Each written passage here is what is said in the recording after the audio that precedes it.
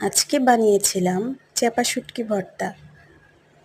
সেই রেসিপিটা নিয়ে চলে এসেছি আপনাদের সামনে। প্রথমে আমি চাপা শুটকিগুলো সুন্দর করে ধুয়ে পরিষ্কার করে নিয়েছি। এরপরে আমার যা যা উপকরণগুলো লাগবে সেগুলো আমি সব কুটে বেছে ধুয়ে ঠিক করে নিচ্ছি।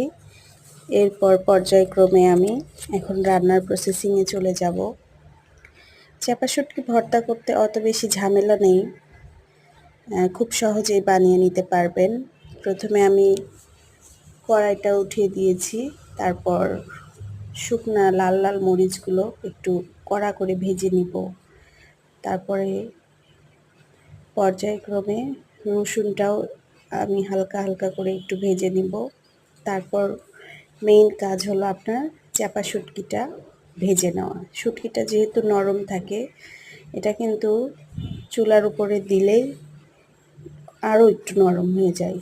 সেক্ষেত্রে আপনার একটু খুব সাবধানে ধুয়ে নিতে হবে, ভেজে নিতে হবে।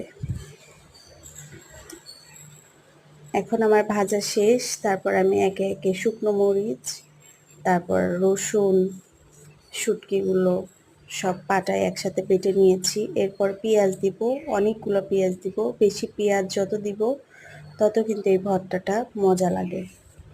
আর এই ভর্তাটা কিন্তু বেশ ঝাল ঝাল। যারা ঝাল পছন্দ করে তাদের জন্য বেস্ট একটা ভর্তা।